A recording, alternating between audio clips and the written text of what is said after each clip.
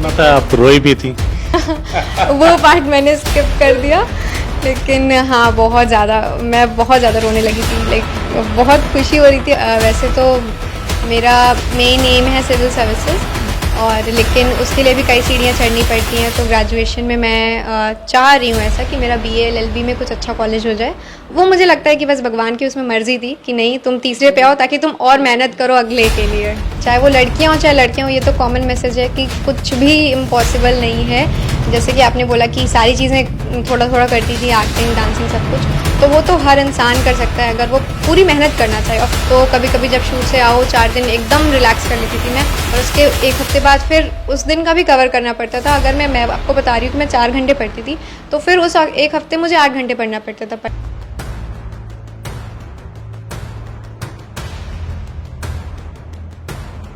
नमस्कार, बदलेगा भारत देख रहे हैं आप।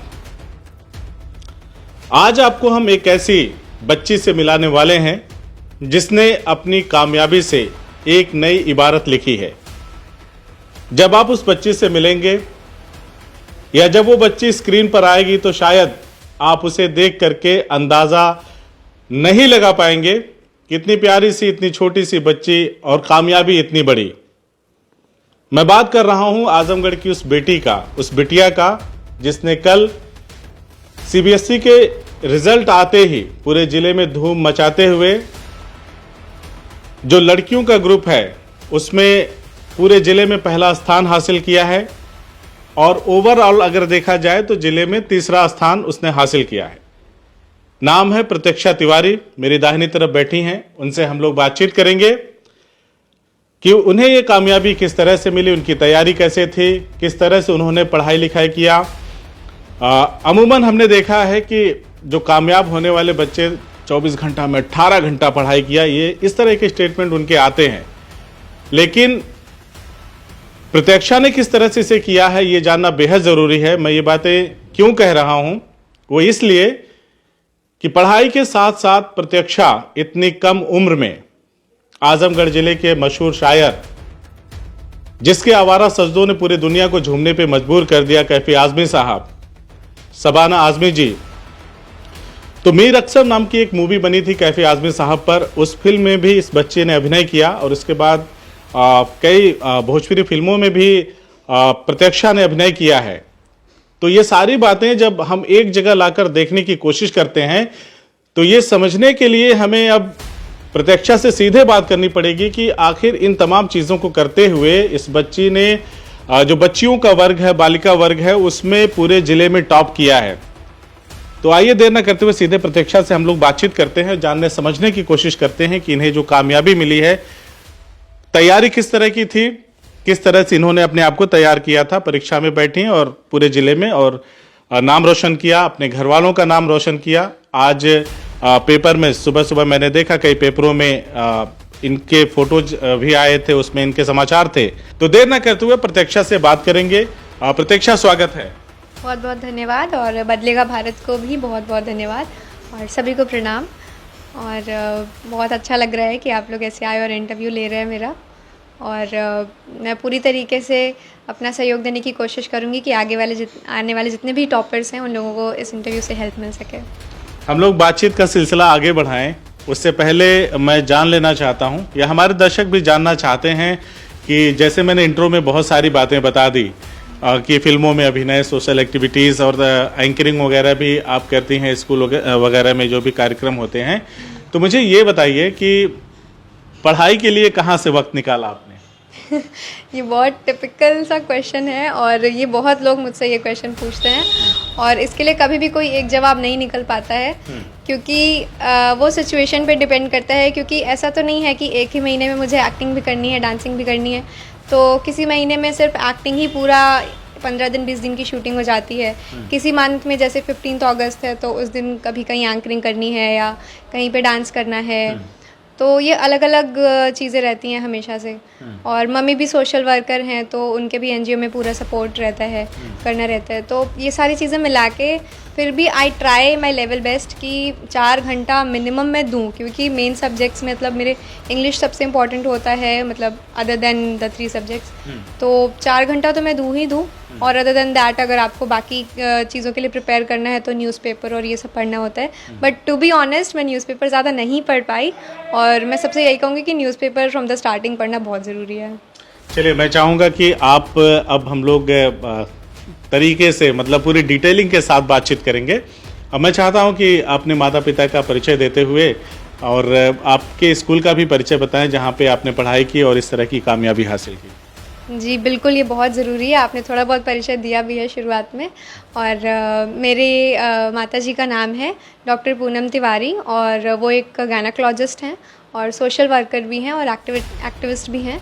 और मेरी पिताजी का नाम है डॉक्टर देवी प्रसाद तिवारी, और हम लोग मूल रूप से तो रानी की सराय परसाहा के निवासी हैं, लेकिन मेरे पापा पढ़ाई के इस दौरान यहाँ पे आजमगढ़ में आके स्थित हुए और तब से हम लोग यहीं पे रहते हैं। और मेरा ननिहाल भी यहीं आजमगढ़ में ही है।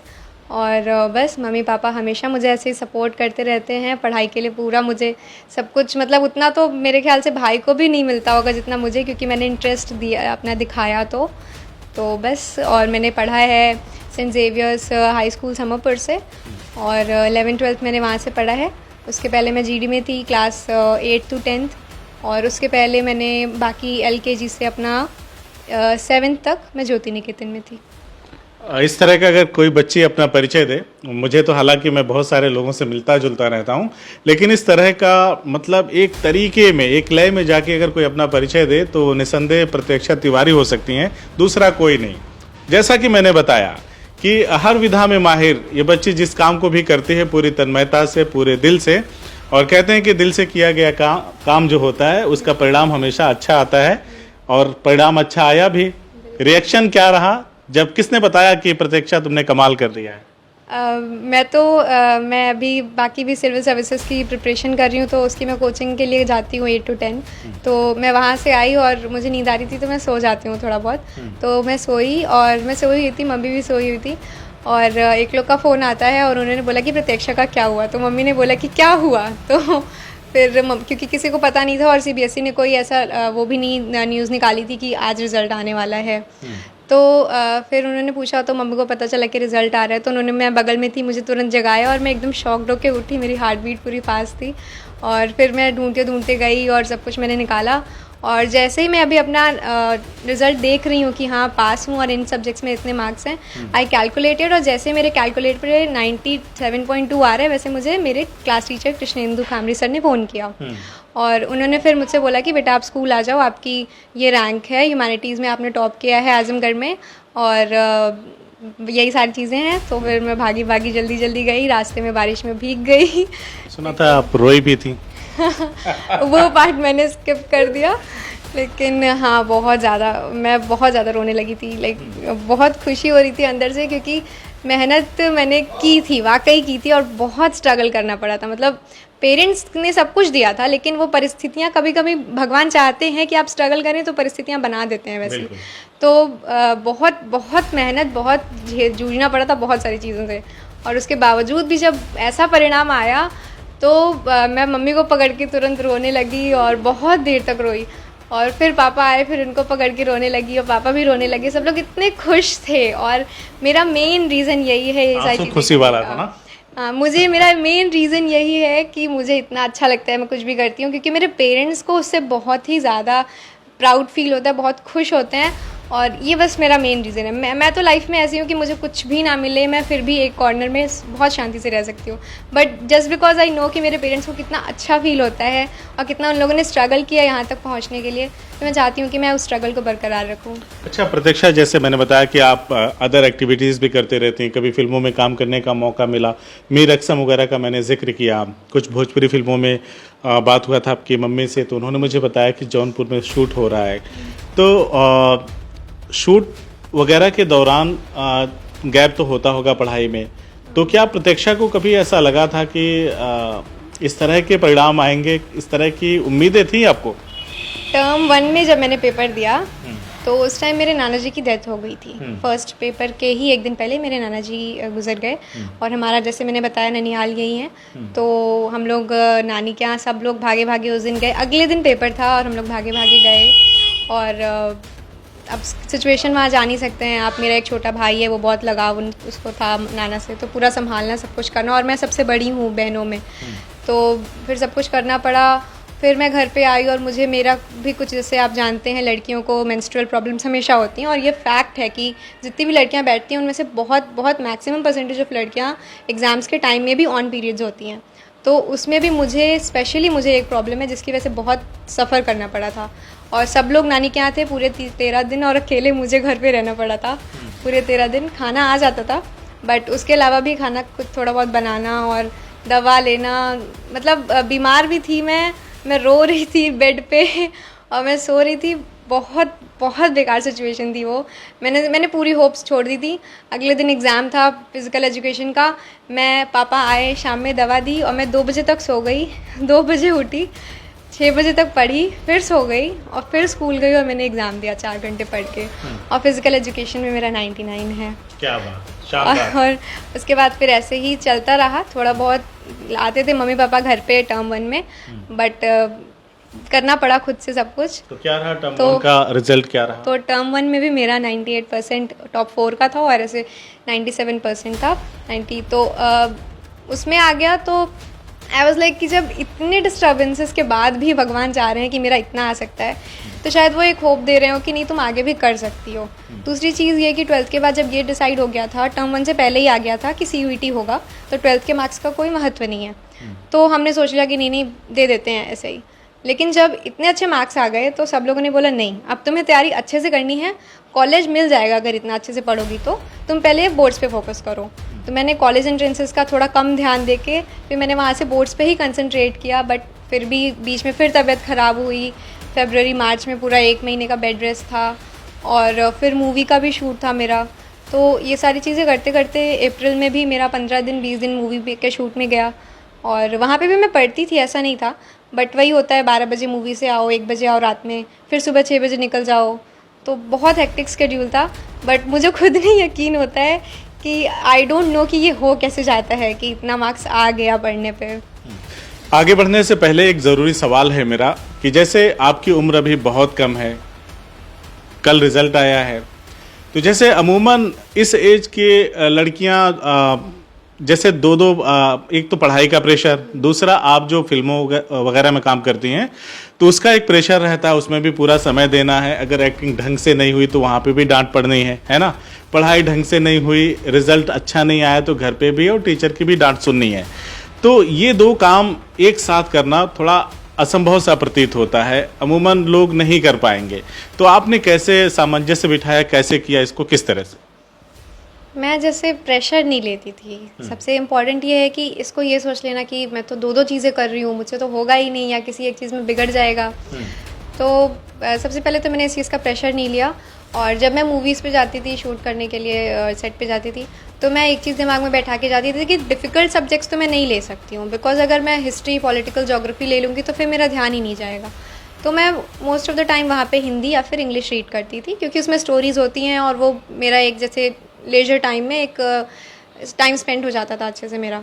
तो मैं वो कर लेती थी और थोड़ी बहुत उसमें से नोट्स बना लेती थी, टैब है और ये सारी चीज़ें हैं। तो और जब घर पे पढ़ाई करने का रहता था तो शूट का उतना कुछ रहता नहीं था। बस रहता था कि मतलब कभी किसी का फ़ोन आया तो आप अपना प्रोफाइल बना के भेज दीजिए और हमें करना है, या किसी एक क्लिप बना के भेज दीजिए किसी डायलॉग का, हमें सेलेक्ट करना है।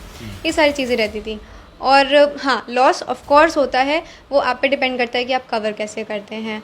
तो कभी कभी जब शूट से आओ 4 दिन एकदम रिलैक्स कर लेती थी मैं, और उसके 1 हफ्ते बाद फिर उस दिन का भी कवर करना पड़ता था। अगर मैं आपको बता रही हूँ कि मैं 4 घंटे पढ़ती थी, तो फिर उस 1 हफ्ते मुझे 8 घंटे पढ़ना पड़ता था पर डे, बिकॉज वो कहीं ना कहीं मैनेज करना पड़ेगा। जो आपने अपना एक सिस्टम जनरेट किया था उसको आपको फॉलो भी करना था, उसमें कहीं से कोई कोताही नहीं बरती आपने? बिल्कुल नहीं। वो अगर मैं वो करती तो फिर हो ही नहीं पाता। और ऑलरेडी मेरा मैं मतलब ये सिस्टम बहुत इजी है अगर आप करना चाहें तो, लेकिन ऑलरेडी मेरा ये मतलब फिज़िकल इतना फिटनेस नहीं थी मेरी, इसकी वजह से बहुत प्रॉब्लम हो रही थी। तो मैं अगर उसमें अपने सिस्टम में थोड़ा सा भी गड़बड़ करती तो मैं इसको फिर कवर नहीं कर पाती। तो मुझे बिल्कुल भी उसमें मैं बिल्कुल एडजस्ट नहीं कर पाती थी कि अगर 1 भी घंटे का मेरा इधर उधर हुआ। और पेरेंट्स इसमें बहुत सपोर्ट करते थे। अगर वो लोग जानते थे कि शूटिंग से आई है और अगले दिन से इसको करना है तो 2 घंटे 2 दिन सोने देते थे अच्छे से। अगले दिन से मैं पढ़ती थी तो उस टाइम फिर फिर घर के भी काम मुझे नहीं बोले जाते थे करने के लिए। लेकिन मैंने मार्च अप्रैल में बिल्कुल काम नहीं किया है घर का, बिल्कुल भी नहीं। बेड रेस्ट था पहले तो, फिर जब शूट से भी आई तो मैंने घर का कुछ नहीं किया। ऐसे थोड़ा बहुत रहता है, बट जब मम्मी पापा भी समझते हैं, वो प्रेशर जो पेरेंट्स समझते हैं उसकी वजह से। कितनी अच्छी बात है, कितनी प्यारी बात है कि एक गर्ल्स टॉपर जो 12वीं की टॉपर है गर्ल्स में, और वो कह रही मुझे घर का काम नहीं करना पड़ा। यानी आप बहाने नहीं बना सकते। यानी ये बच्ची ईमानदारी से कबूल कर रही कि उन 2 महीनों में आपने काम नहीं किया। यानी काम करती है, घर का भी ये बच्ची काम करती है, और इन सारी चीज़ों को करते हुए इतना बड़ा अचीवमेंट। अब आते हैं आपके सब्जेक्ट वाइज, है ना, किस विषय में कितना नंबर मिला? मेरा 6 सब्जेक्ट्स थे, एक एडिशनल था हिंदी, और बाकी 5 मेन थे मेरे, history, political science, geography, English और फिजिकल एजुकेशन। और अगर नंबर मैं बताऊंगी तो मेरा हिस्ट्री में सबसे ज़्यादा था, 100 था मेरा, 100 आउट ऑफ 100। और पॉलिटिकल साइंस में और ज्योग्राफी में 96, और मेरा फिजिकल एजुकेशन में 99, इंग्लिश में 95, और हिंदी में मेरा 92 था। बिकॉज फिर वही बात आ जाती है कि एडिशनल सब्जेक्ट था और बाकी एग्ज़ाम्स अच्छे जा चुके थे, तो एक प्रेशर लास्ट एग्ज़ाम तक आते आते आप एग्जॉस्ट हो जाता है आपका ब्रेन। तो जब मैं कॉन्फिडेंट हो गई थी कि मेरा एग्ज़ाम सारे अच्छे से हो चुके हैं, तो मैंने इस पर थोड़ा सा कम ध्यान दिया। और उस टाइम शायद कुछ फंक्शन भी था, अभी मुझे याद नहीं आ रहा है, तो फिर मैंने दे दिया हिंदी का, बट थोड़ा कम हो गया। कितने % का गैप रह गया कि सिर्फ गर्ल्स टॉपर नहीं, आप पूरे जिले में सभी वर्गों में, मतलब बॉयज़ एंड गर्ल्स में सब में टॉप कर लें? कितना मार्जिन रह गया? डिफरेंस कुछ खास नहीं था और कुछ खास था भी, क्योंकि ऑल ओवर 0.4 का डिफरेंस था, परसेंट का भी नहीं, 0.4 का डिफरेंस था। लाइक 1% अगर 0.10 का होता है तो 0.4 का उसमें डिफरेंस था। और फर्स्ट जिनकी रैंक है उनका है 97.6, और फिर सेकंड का है 97.4, और मेरा 97.2। तो आई गेस कुछ 1, 2, 3 मार्क्स का डिफरेंस है उसमें, और भगवान जो चाहते हैं वही होता है। में आपसे कुछ बेहतर हो गया होता तो परिस्थितियां दूसरी होती? नहीं, एडिशनल में बेहतर हो गया होता तो नहीं होता, बिकॉज मतलब मेरे एडिशनल में सबसे कम है, तो आप कह सकते हैं कि हो गया होता, बट फिर उतनी उम्मीद नहीं, क्योंकि हिंदी हम जैसे ICSE में इंग्लिश में सबसे ज़्यादा मार्क्स करते हैं, तो CBSE में हिंदी में सबसे ज़्यादा मार्क्स करते हैं। तो टॉपर्स के भी बहुत रेयर सिचुएशंस में बहुत 98 ऐसे 97 ही जा पाते हैं। तो मुझे अपने से उतनी होप्स नहीं थी उसमें भी, दैट आई न्यू। तो लेकिन फिर भी हाँ, अगर थोड़ा सा परिस्थितियाँ वैसी नहीं रही होती तो और अच्छा जा सकता था, बिकॉज थोड़ा मेंटल प्रेशर की वजह से, कि क्या मैंने 1-2 सब्जेक्ट्स में ऐसे आंसर्स गलत किए हैं जो मुझे पता था कि इसका आंसर यही होना चाहिए, बट मुझे लगा कि नहीं, लाइक होता है ना कि कभी कभी दिमाग उलट जाता है। हाँ। तो लिखने के समय मैंने कुछ और लिख दिया, तो वो मुझे लगता है कि बस भगवान की उसमें मर्जी थी कि नहीं, तुम तीसरे पे आओ ताकि तुम और मेहनत करो अगले के लिए। चलिए देखिए, यहाँ पे भी एक आशावादी जो सोच है ना, कि जो कम हुआ है, दूसरा कोई रहता तो कहता मुझे रंज है, मलाल है कि मेरा 0.4 रह गया, कम रह गया, और प्रतीक्षा उसे एक अवसर के तौर पे ले रहे हैं कि आगे मुझे और मेहनत करनी है, ताकि इससे कहीं ज़्यादा, है ना, 0.4 का बात ना करके हम 4% ज़्यादा मार्क लेके आए। और तो इस तरह की चीज़ें हैं। भविष्य में क्या इरादा है, क्या करने की तैयारी है प्रतीक्षा? भविष्य में तो वैसे तो मेरा मेन एम है सिविल सर्विसेज, और लेकिन उसके लिए भी कई सीढ़ियाँ चढ़नी पड़ती हैं। तो ग्रेजुएशन में मैं चाह रही हूँ ऐसा कि मेरा BA LLB में कुछ अच्छा कॉलेज हो जाए, और इफ़ नहीं हो पाता है, लाइक मेरे मन मुताबिक नहीं मिल पाता है BA LLB का कॉलेज, तो BA करके भी LLB करना is not a bad option, मैं सबको यही कहूँगी। बट सबसे पहले हमें ट्राई करना चाहिए, अगर आपको लॉ के थ्रू जाना है तो BA LLB, बिकॉज फिर आपके लिए वहाँ पे PCSJ और ये सारी चीज़ें भी खुल जाती हैं। तो सिविल सर्विसेज, हाँ। जिले की तमाम, या जिले की बात नहीं है, अब तो सोशल मीडिया का दौर है, सीमाओं का कोई और छोर नहीं है, देश विदेश में लोग आपको देख रहे हैं। क्या संदेश होगा बच्चियों को, ताकि वो भी आपके जैसा मेहनत करके इस तरह की कामयाबी हासिल कर सकें और अपने परिवार के साथ अपने ज़िले का भी नाम रोशन कर सकें? सब लोगों को सिर्फ इतना कहना है, चाहे वो लड़कियां हो चाहे लड़के हों, ये तो कॉमन मैसेज है कि कुछ भी इम्पॉसिबल नहीं है। जैसे कि आपने बोला कि सारी चीज़ें थोड़ा थोड़ा करती थी, एक्टिंग, डांसिंग, सब कुछ, तो वो तो हर इंसान कर सकता है अगर वो पूरी मेहनत करना चाहे। ऑफ कोर्स अगर आपका कोई चीज़, एक चीज़ पैशन है और एक चीज़ नेसेसिटी है, पढ़ाई एक नेसेसिटी होती है, अगर वो दोनों चीज़ आप साथ में करना चाहें, आप ईजी गोइंग कर सकते हैं। और लड़कियों की बात रही तो लड़कियों को यही रहता है कि घर में काम करना पड़ता है, इस वजह से नहीं पढ़ पाती हूँ, या मैं बीमार पड़ गई, या ये तो बहाने अपनी जगह होते हैं। और रीज़न्स अपनी जगह होते हैं। रीज़न कोई भी ऐसा नहीं है जो आपको पीछे खींच सके। बहाने 100 हैं, लेकिन कोई एक भी रीज़न नहीं है जो आपको पीछे खींच सके। तो बिल्कुल भी नहीं, आप पढ़ाई भी कर सकती हैं, आप घर के काम भी कर सकती हैं, आप सब कुछ कर सकती हैं। बिकॉज़ मैं और मेरी कई ऐसी फ्रेंड्स हैं जो घर के भी काफ़ी काम करती हैं, बाहर के भी काफ़ी काम करती हैं और साथ साथ में पढ़ती हैं। तो कोई भी रीज़न एक भी नहीं है, एक्सक्यूज़ेस 100 हैं, वो आप पे डिपेंड करता है कि आप क्या चूज़ करते हैं। तो देखा आपने, हमने बात किया प्रतीक्षा से, बेहद प्यारी बच्ची, और क्या ही बताऊं मैं, मोटिवेशनल स्पीच भी लास्ट में आ गई और मेरे लिए कहने को कुछ शेष नहीं है। ऐसे बच्चे अगर हैं, इस तरह के बच्चे अगर हैं हमारे समाज में, हमारे ज़िले में, हमारे परिवार में, हमारे देश में, तो मेरा ये दावा है कि एक ना एक दिन जरूर बदलेगा भारत। हमसे बातचीत करने के लिए बहुत बहुत शुक्रिया। बहुत बहुत धन्यवाद सभी लोगों को।